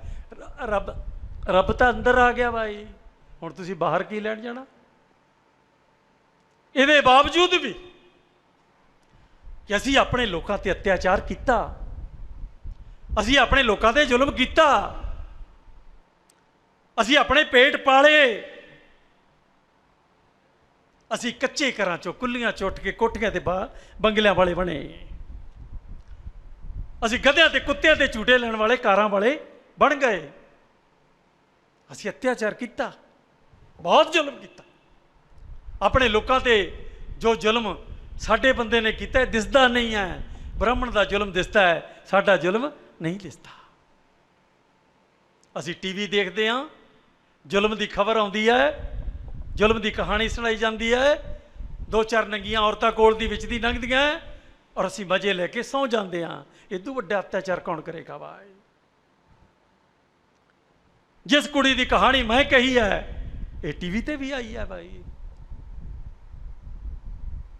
ਇਹ ਤਾਂ TV ਤੇ ਵੀ ਆਈ ਹੈ। ਇਸ ਦੇਸ਼ ਦੇ ਕਿੰਨੇ ਲੋਕ ਹੈ ਜਿਨ੍ਹਾਂ ਨੂੰ ਅੱਗ ਲੱਗੀ, ਜਿਨ੍ਹਾਂ ਦਾ ਸੀਨਾ ਪਾਟਿਆ, ਜਿਨ੍ਹਾਂ ਦੇ ਅੰਦਰ ਜੰਗਲ ਬਲਿਆ? ਕਿੰਨੇ ਲੋਕ ਹੈ? ਨਹੀਂ ਬਲਿਆ। ਇਸੇ ਕਰਕੇ ਤਾਂ ਹੋ ਰਿਹਾ ਹੈ ਇਹ ਜ਼ੁਲਮ। ਕੌਣ ਜ਼ੁਲਮ ਨੂੰ ਹੌਸਲਾ ਦੇ ਰਿਹਾ ਹੈ? ਇਸ ਦੇਸ਼ ਦਾ 1 ਕਰੋੜ ਮੁਲਾਜ਼ਮ। ਇਹਦੇ ਬਾਵਜੂਦ ਵੀ 1978 ਤੋਂ ਬਾਅਦ ਬਾਮਸੇਰ ਦਾ ਝੰਡਾ ਝੂਲਣ ਤੋਂ ਬਾਅਦ ਔਰ 1980 ਚ ਬਾਮਸੇਰ ਦੇ ਪੰਜਾਬ ਚ ਆਉਣ ਤੋਂ ਬਾਅਦ ਮਹਾਰਾਸ਼ਟਰ, यूपी, बिहार, मध्य प्रदेश, महाराष्ट्र और पंजाब, ਈਵਨ ਹਰਿਆਣਾ ਵੀ ਉਹਦੇ ਸ਼ਾਮਲ ਸੀ। ਇਹਦੇ ਵਿੱਚ ਕੀ ਹੋਇਆ? ਸੂਰਮੇ ਪੈਦਾ ਹੋਏ ਭਾਈ, ਕਬਰਾਂ ਚੋਂ ਨਿਕਲੇ ਸੂਰਮੇ। ਔਰ ਅੱਜ ਮੈਨੂੰ ਕੋਈ ਪੁੱਛਦਾ ਹੈ ਕਿ ਕਿੰਨੇ ਪੜ੍ਹੇ ਲਿਖੇ ਲੋਕ ਆ ਜਿਹੜੇ ਉਹ ਆਪਣੇ ਲੋਕਾਂ ਦੇ ਵਿੱਚ ਘੁੰਮਦੇ ਆ, ਜਦ ਮੇਰੇ ਤੇ ਸਵਾਲ ਹੁੰਦਾ ਹੈ ਤਾਂ ਮੈਂ 1 ਲੱਖ ਕਹਿੰਦਾ ਭਾਈ ਹਮੇਸ਼ਾ। 1 ਲੱਖ ਆਦਮੀ ਪੂਰੇ ਦੇਸ਼ 'ਚ ਘੁੰਮ ਰਿਹਾ ਹੈ। ਇਹਦੇ ਬਾਵਜੂਦ ਵੀ ਬਦਲਦੇ ਕਿਉਂ ਨਹੀਂ? ਕਿਉਂਕਿ ਸਾਡਾ ਆਦਮੀ 3000 ਸਾਲ ਲੰਬੀ ਗੁਲਾਮੀ ਤੋਂ ਬਾਅਦ ਆਪਣੇ ਅੰਦਰੋਂ ਉਹ ਜਿਹੜੀ ਅੱਗ ਹੁੰਦੀ ਹੈ ਨਾ, ਉਹ ਸਾਰੀ ਸੁਆਹ ਹੋ ਗਈ ਭਾਈ, ਸੀਨੇ ਬੁਝ ਗਏ। ਕਹਿੰਦੇ ਦੀਵਾ ਗੁੱਲ ਹੋ ਗਿਆ ਬੇਲੀਓ, ਦੀਵਾ ਗੁੱਲ ਹੋ ਗਿਆ। ਅਸੀਂ ਤੇਲ ਵੀ ਪਾਉਂਦੇ ਹਾਂ, ਬੱਤੀ ਵੀ ਪਾਉਂਦੇ ਹਾਂ, ਉਹਨੂੰ ਆਪਣਾ ਖੂਨ ਦੇ ਕੇ ਜਗਾਉਂਦੇ ਵੀ ਹਾਂ। ਫਿਰ ਸਾਲੀ ਮਾਮੂਲੀ ਜੀ ਹਵਾ ਆਉਂਦੀ ਹੈ, ਫਿਰ ਦੀਵੇ ਗੁੱਲ ਹੋ ਜਾਂਦੇ ਹੈ। ਸਾਰੇ ਗੁੱਲ ਦੀਵੇ ਦੀਵਾਲੀ ਤੇ ਜਗ ਜਾਣਗੇ ਤੇ ਆਪਣਾ ਜਲੂਸ ਕੱਢਦੇ ਹੋ। ਮਾਰੇ ਗਏ ਬਾਪ ਦੀ ਖੁਸ਼ੀ 'ਚ ਪਟਾਕੇ ਚਲਾਉਂਦੇ ਹੋ। ਇਹ ਅਤਿਆਚਾਰ ਜਿਹੜਾ ਤੁਸੀਂ ਕਰਦੇ ਹੋ ਉਹ ਬ੍ਰਾਹਮਣ ਦੇ ਅਤਿਆਚਾਰ ਨਾਲੋਂ ਕਿਤੇ ਵੱਡਾ ਹੈ। ਉਹਦੀ ਇੱਕੋ ਹੀ ਉਦਾਹਰਨ ਦੇਵਾਂਗਾ ਕਿ ਜਿਸ ਦਿਨ ਸਾਡੇ 5 ਬੱਚਿਆਂ ਨੂੰ ਊਨੇ ਦੇ ਵਿੱਚ ਲਿਆ ਕੇ ਹਿੰਦੂਆਂ ਨੇ ਕੁੱਟਿਆ, ਛਿੱਲਿਆ, ਤਾਂ ਸਾਡੇ ਭਰਾਵਾਂ ਨੇ, ਜਿਨ੍ਹਾਂ ਦੇ ਅੰਦਰ ਅੱਗ ਲੱਗੀ, ਜਿਨ੍ਹਾਂ ਦਾ ਸੀਨਾ ਬਲਿਆ, ਉਹਨਾਂ ਨੇ ਮਰੀਆਂ ਗਾਈਆਂ ਤੇ ਬਲਦਾਂ ਦੇ ਸਾਰੇ ਹੱਡ ਲਿਆ ਕੇ ਹਿੰਦੂਆਂ ਦੇ ਦਫ਼ਤਰਾਂ 'ਚ ਧਰਤੇ ਭਾਈ। ਇਨਕਲਾਬ ਖੜਾ ਕਰਤਾ। ਔਰ ਇਹ ਪਹਿਲੀ ਵਾਰ ਹੋਇਆ ਕਿ ਪੂਰੀ ਦੁਨੀਆ 'ਚ ਅੱਗ ਲੱਗੀ। ਦੁਨੀਆ ਦੇ ਦੇਸ਼ਾਂ ਨੇ ਬਕਾਇਦਾ ਤੌਰ ਤੇ ਚਿੱਠੀਆਂ ਜਾਰੀ ਕੀਤੀਆਂ, ਬਕਾਇਦਾ ਤੌਰ ਤੇ ਜਲੂਸ ਕੱਢੇ ਕਿ ਮੋਦੀ ਜੀ ਇਹ ਕੀ ਤਮਾਸ਼ਾ ਹੋ ਰਿਹਾ ਹੈ। ਜੇ ਮਿੱਤਰੋ ਅੱਜ ਤੁਸੀਂ ਇੱਥੇ ਆਏ ਹੋ, ਅਗਰ ਤੁਹਾਨੂੰ ਆਪਣੇ ਅਤਿਆਚਾਰਾਂ ਦੀ ਸਮਝ ਪੈਂਦੀ ਹੈ, ਅਗਰ ਇਹਨਾਂ ਅਤਿਆਚਾਰਾਂ ਨੂੰ ਰੋਕਣਾ ਹੈ, ਤਾਂ ਮਿੱਤਰੋ ਡਾਂਗਾ ਚਲਾਉਣ ਦੀ ਕੋਈ ਜ਼ਰੂਰਤ ਨਹੀਂ ਹੈ, ਹਥਿਆਰ ਚਲਾਉਣ ਦੀ ਜ਼ਰੂਰਤ ਨਹੀਂ ਹੈ, ਗੋਲੀਆਂ ਚਲਾਉਣ ਦੀ ਜ਼ਰੂਰਤ ਨਹੀਂ ਹੈ, ਤੀਰ ਚਲਾਉਣ ਦੀ ਜ਼ਰੂਰਤ ਨਹੀਂ ਹੈ। ਇਸ ਦੇਸ਼ ਦਾ ਚਾਹੁਣਾ ਜਿਹੜਾ 100 ਕਰੋੜ ਹੈ, ਅਗਰ ਇਹਦੇ 'ਚੋਂ 15 ਕਰੋੜ ਵੀ ਚੀਕਾਂ ਮਾਰ ਲੱਗ ਜਾਏ ਉੱਠ ਕੇ, ਤਾਂ ਬਾਹਮਣ ਭੱਜ ਜਾਏਗਾ। ਤੁਹਾਡੀਆਂ ਚੀਕਾਂ ਸੁਣ ਕੇ ਭੱਜ ਜਾਏਗਾ। ਤੁਸੀਂ ਤਾਂ ਚੀਕਾਂ ਮਾਰਨ ਦੇ ਕਾਬਿਲ ਵੀ ਨਹੀਂ ਰਹੇ। ਤੁਸੀਂ ਇੰਨਾ ਹੀ ਕਹਿ ਦਿਓ ਮਾਰਤੇ ਓਏ ਮਾਰਤੇ। ਜਦੋਂ ਘਰ ਦੇ 2 ਜੀ ਉੱਠ ਕੇ ਮਾਰਤੇ ਵੇ ਲੋਕੋ, ਮਾਰਤੇ ਲੋਕੋ ਕਹਿੰਦੇ ਆ ਨਾ, ਡਾਕੂ ਵੀ ਭੱਜ ਜਾਂਦੇ, ਸਾਲੇ ਚੋਰ ਵੀ ਭੱਜ ਜਾਂਦੇ ਆ। ਤੁਸੀਂ 10 ਕਰੋੜ ਲੋਕ ਉੱਠ ਕੇ ਮਾਰਤੇ ਹੋਏ ਮਾਰਤੇ ਕਹਿਣਾ ਸ਼ੁਰੂ ਕਰ ਦਿਓ, ਇਹ ਬ੍ਰਾਹਮਣ ਦੌੜ ਜਾਏਗਾ। ਲੜਨ ਦੀ ਜ਼ਰੂਰਤ ਨਹੀਂ ਪਏਗੀ, ਕਿਉਂਕਿ ਜਿਹੜਾ ਅਤਿਆਚਾਰ ਉਹਨੇ ਕੀਤਾ ਹੈ ਉਹ ਦਿਸਦਾ ਹੈ, ਜਿਹੜਾ ਅਤਿਆਚਾਰ ਤੁਸੀਂ ਕਰਦੇ ਹੋ ਦਿਸਦਾ ਨਹੀਂ ਭਾਈ। ਅੱਜ 35 ਸਾਲਾਂ ਬਾਅਦ ਮੈਂ ਆਪਣੇ ਮੰਚ ਤੋਂ ਆਪਣੇ ਲੋਕਾਂ ਨੂੰ ਇਹ ਕਹਿ ਰਿਹਾ ਕਿ ਮਿੱਤਰੋ, ਤੁਸੀਂ ਆਪਣੇ ਲੋਕਾਂ ਤੇ ਬਹੁਤ ਅਤਿਆਚਾਰ ਕੀਤਾ ਹੈ। ਤੁਸੀਂ ਉਹਨਾਂ ਨੂੰ ਬਲਦੀ ਅੱਗ ਦੇ ਵਿੱਚ ਛੱਡ ਕੇ ਆਉਂਦੇ ਹੋ, ਬਲਦੀ ਦੇ ਬੂਥੇ ਡਾਹ ਕੇ ਆ ਜਾਂਦੇ ਹੋ। ਅਰੇ ਤੁਸੀਂ 10 ਬੰਦੇ ਬੈਠ ਕੇ ਚਿੰਤਾ ਵੀ ਨਹੀਂ ਕਰਦੇ, ਕੋਈ 150 ਬੰਦੇ ਬੈਠ ਕੇ ਇਹਦੀ ਅੱਗ ਦਾ ਜਿਹੜੀ ਅੰਦਰ ਬਲਦੀ ਹੈ ਇਹਦਾ ਮੁਜ਼ਾਹਰਾ ਵੀ ਨਹੀਂ ਕਰਦੇ। ਔਰ ਜਿਸ ਦਿਨ ਤੁਹਾਡੇ ਅੰਦਰ ਇਹ ਅੱਗ ਬਲ ਜਾਏਗੀ, ਜਾਗਰਤੀ ਦੀ ਅੱਗ ਬਲ ਜਾਏਗੀ, जिस दिन तूफान खड़ा हो जाएगा, तब ब्राह्मणवाद का रुख गिर जाएगा भाई, नहीं रहेगा। ਬ੍ਰਾਹਮਣਵਾਦ ਦਾ ਰੁੱਖ ਜਾਂ ਡਿੱਗੇਗਾ ਤਦ ਦੇਖਾਂਗੇ। ਪਹਿਲਾਂ ਤੁਸੀਂ ਤਾਂ ਉੱਠ ਕੇ ਖੜੇ ਹੋ ਜਾਓ। ਤੁਸੀਂ ਤਾਂ ਆਪਣੇ ਲੋਕਾਂ ਦਾ ਦਰਦ ਪਛਾਣ ਲਓ। ਤੁਸੀਂ ਕੀ ਸੋਚਦੇ ਹੋ ਕਿ ਯੂਪੀ ਬਿਹਾਰ ਵਾਲੇ ਤੁਹਾਡੇ ਲੋਕ ਨਹੀਂ ਹੈ? ਤੁਸੀਂ ਕੀ ਸੋਚਦੇ ਹੋ ਮਹਾਰਾਸ਼ਟਰ 'ਚ ਖੇਰਲਾ ਜੀ ਕਾਂਡ ਹੋਇਆ ਤਾਂ ਝੱਜਰ ਨਾਲ ਕੋਈ ਤਲਕ ਨਹੀਂ ਉਹਦਾ? ਤੁਸੀਂ ਕੀ ਸੋਚਦੇ ਹੋ ਕਿ ਇੱਕ ਹਾਈ ਕੋਰਟ 52 ਬੰਦੇ ਤੁਹਾਡੇ ਮਾਰ ਦਿੱਤੇ ਜਾਂਦੇ, ਬੱਚਿਆਂ ਸਮੇਤ, ਔਰਤਾਂ ਸਮੇਤ।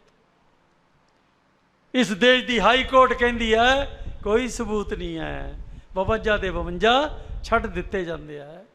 ਇਦੋਂ ਵੱਡਾ ਅਤਿਆਚਾਰ ਕੀ ਹੋਏਗਾ ਭਾਈ? 52 ਬੰਦੇ ਰਣਵੀਰ ਸੈਨਾ ਨੇ ਮਾਰਤੇ। ਇਹ ਬਿਹਾਰ ਦੀ ਘਟਨਾ ਹੈ।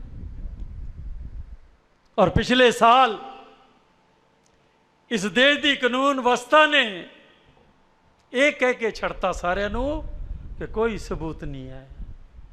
52 ਬੰਦੇ ਮਰਿਆਂ ਦਾ ਕੋਈ ਸਬੂਤ ਨਹੀਂ। ਇਹਦਾ ਮਤਲਬ ਹੈ ਕਿ ਅਸੀਂ ਬੰਦੇ ਨਹੀਂ ਮਰਦੇ, ਕੁੱਤੇ ਤੇ ਬਿੱਲੇ ਮਰਦੇ ਹਾਂ। ਤਾਂ ਮੇਰੇ ਵੀਰੋ, ਇਹ ਕਹਾਣੀ ਛੋਟੀ ਨਹੀਂ ਹੈ, ਇਹ ਦਰਦ ਕਹਾਣੀ ਛੋਟੀ ਨਹੀਂ ਹੈ। ਇਹ ਜਿੰਨੇ ਅਸੀਂ ਦੇਸ਼ 'ਚ ਰਹਿੰਦੇ ਹਾਂ, 100 ਕਰੋੜ ਲੋਕ, ਓਨੀਓ ਹੀ ਲੰਬੀ ਦਰਦ ਕਹਾਣੀ ਹੈ। ਮੈਂ ਉਹਦੇ 'ਚੋਂ ਇੱਕ ਕਹਾਣੀ ਸੁਣਾ ਕੇ ਆਪਣੀ ਗੱਲ ਖਤਮ ਕਰੂੰਗਾ ਕਿ ਭਾਰਤ ਦੀ ਫੌਜ ਦੇ ਸਿਪਾਹੀ ਆਪਣੀ ਕਮਾਂਡਰ ਥਲ ਦੀ ਨਿਗਰਾਨੀ 'ਚ ਇੱਕ ਸੜਕ ਤੋਂ ਲੰਘ ਰਹੇ ਮੀਣਾ ਸਾਹਿਬ। ਇਹ ਪਿਛਲੇ ਮਹੀਨੇ ਦੀ ਕਹਾਣੀ ਹੈ, ਇਹਦੇ 'ਚ ਦਰਜ ਹੋਈ ਆ। ਸੁਣੋ ਜਰਾ। ਉਹ ਘਰ ਡਿੱਗਿਆ ਹੋਇਆ ਤੋਪਾਂ ਨਾਲ, ਸ਼ਾਇਦ ਡਿੱਗ ਪਿਆ। ਉਹ ਜਦੋਂ ਗੋਲੇ ਵੱਜੇ ਘਰ ਡਿੱਗਿਆ। ਡਿੱਗੇ ਹੋਏ ਘਰ 'ਚੋਂ ਕੋਈ ਆਵਾਜ਼ਾਂ ਆਉਂਦੀਆਂ ਤਾਂ ਉਹ ਕਮਾਂਡਰ ਰੋਕਦਾ ਹੈ, ਸਿਪਾਹੀਆਂ ਨੂੰ ਕਹਿੰਦਾ ਕਿ ਇਹਨੂੰ ਕੱਢੋ ਭਾਈ, ਕੱਢੋ ਇਹਨੂੰ ਬਾਹਰ। ਉਹ ਪੱਥਰ ਚੁੱਕਦੇ ਆ, ਇੱਟਾਂ ਚੁੱਕਦੇ ਆ, ਕੰਧ ਪਾਸੇ ਕਰਦੇ ਆ, ਹੇਠੋਂ ਇੱਕ ਆਦਮੀ ਬਾਹਰ ਨਿਕਲਦਾ ਹੈ। ਜਿਉਂਦਾ ਹੋਇਆ ਆਦਮੀ, ਸੱਟਾਂ ਵੱਜੀਆਂ, ਬਾਹਰ ਨਿਕਲਦਾ ਹੈ। ਜਦੋਂ ਦਾ ਇੰਨਾ ਹਿੱਸਾ ਬਾਹਰ ਆਉਂਦਾ ਹੈ ਤਾਂ ਉਹ ਹੁਕਮ ਦਿੰਦਾ ਹੈ, ਮਾਰ ਦਿਓ ਸਾਲੇ ਨੂੰ, ਇਸਕੋ ਮਾਰ ਦਿਓ। ਪਰ ਇੱਕ ਆਦਮੀ ਬੜੇ ਆਰਾਮ ਨਾਲ AK-47 ਦੀਆਂ ਸਾਰੀਆਂ ਗੋਲੀਆਂ ਜਿਉਂਦੇ ਆਦਮੀ ਤੇ ਦਾਗ ਦਿੰਦਾ ਹੈ। ਤੁਸੀਂ ਸਮਝਦੇ ਕੀ ਹੈ ਇਹ? ਤੁਹਾਡੇ ਕੋਈ ਦਿਮਾਗ 'ਚ ਪਈ ਹੈ? ਜੰਮੂ ਕਸ਼ਮੀਰ ਦੀ ਕਹਾਣੀ ਹੈ, ਜੰਮੂ ਕਸ਼ਮੀਰ ਦੀ ਕਹਾਣੀ ਹੈ। ਤੇ ਜਿਨ੍ਹਾਂ ਲੋਕਾਂ ਨੇ ਇਸ ਦੇਸ਼ ਦਾ ਦਰਦ ਨਹੀਂ ਜਾਣਿਆ, ਜਿਨ੍ਹਾਂ ਲੋਕਾਂ ਨੇ ਆਪਣੀਆਂ ਮਾਵਾਂ ਭੈਣਾਂ ਦਾ ਦਰਦ ਨਹੀਂ ਜਾਣਿਆ, ਜਿਨ੍ਹਾਂ ਲੋਕਾਂ ਨੇ ਆਪਣੇ ਸਮਾਜ ਦਾ ਦਰਦ ਨਹੀਂ ਜਾਣਿਆ, ਉਹਨਾਂ ਦੇ ਅੰਦਰ ਦਰਦ ਜਗਾਉਣ ਵਾਸਤੇ ਇਹ ਸੰਮੇਲਨ ਹੁੰਦੇ ਆ ਵੇਲੀਓ। ਇਹ ਬਾਮਸੇਵ ਦੇ ਸੰਮੇਲਨ ਇਸ ਮਕਸਦ ਨਾਲ ਹੁੰਦੇ ਆ। ਔਰ ਤੁਸੀਂ ਜਿਨ੍ਹਾਂ ਨੇ ਅੱਜ ਦਾ ਇਹ ਸੰਮੇਲਨ ਕੀਤਾ ਹੈ, ਜਿਹੜੇ ਮੇਰੇ ਸਾਥੀਆਂ ਨੇ ਇਹ ਸਾਰਾ ਪ੍ਰਬੰਧ ਕੀਤਾ, ਪਟਿਆਲੇ ਵਾਲਿਆਂ ਨੇ, ਔਰ ਤੁਸੀਂ ਜਿਹੜੇ ਇੱਥੇ ਆਏ ਹੋ, ਜਿਹੜੇ ਦੂਰ ਦੂਰ ਤੋਂ ਆਏ ਹੋ, 4-4 5-5 ਘੰਟੇ ਗੱਡੀਆਂ ਚਲਾ ਕੇ ਆਏ ਹੋ, ਔਰ ਤੁਸੀਂ ਜਿਨ੍ਹਾਂ ਨੇ 5-6 ਘੰਟੇ ਆਪਣੇ ਸਾਥੀਆਂ ਨੂੰ ਸੁਣਿਆ ਹੈ, ਔਰ ਤੁਸੀਂ ਜਿਨ੍ਹਾਂ ਨੇ ਆਪਣੇ ਦਰਦ ਦੀ ਕਹਾਣੀ ਨੂੰ ਆਪਣੇ ਕੰਨਾਂ 'ਚ ਪਾ ਕੇ ਇਸ ਖੋਪੜੀ ਤੱਕ ਲੈ ਆਇਆ ਹੈ, ਮੈਂ ਮਿੱਤਰੋ ਤੁਹਾਡਾ ਬਹੁਤ ਬਹੁਤ ਧੰਨਵਾਦੀ ਹਾਂ ਕਿ ਤੁਸੀਂ ਆਏ ਤਾਂ ਹੋ। ਤੁਸੀਂ ਆਏ ਹੋ ਤਾਂ ਤੁਹਾਡੇ ਸੀਨੇ 'ਚ ਕੁਛ ਤਾਂ ਹੈ, ਕੁਛ ਤਾਂ ਬਲਦਾ ਹੈ, ਔਰ ਇਹ ਬਲਦਾ ਰਹੇ। ਇਹ ਜੰਗਲ ਦੀ ਅੱਗ ਬਣ ਜਾਏ, ਔਰ ਇਹ ਦੇਸ਼ ब्राह्मण तो आज़ाद हो जाए, जाति तो आज़ाद हो जाए, जुल्म तो आज़ाद हो जाए, अत्याचार तो आज़ाद हो जाए, और सिंधु सभ्यता फिर इस देश 'ਚ परत आवे। इस उम्मीद नाल मैं साथियों तुहाडा धन्नवाद करदा होया कि तुसीं फिर आउंदे रहोगे, फिर जागृत ਦੀਆਂ कहानियां करते रहोगे, फिर अपनी कहानी सुनते रहोगे। इन्हां शब्दां नाल मैं तुहाडे तो रजा लैना है। जय भीम, जय भारत, नमो बुद्धा।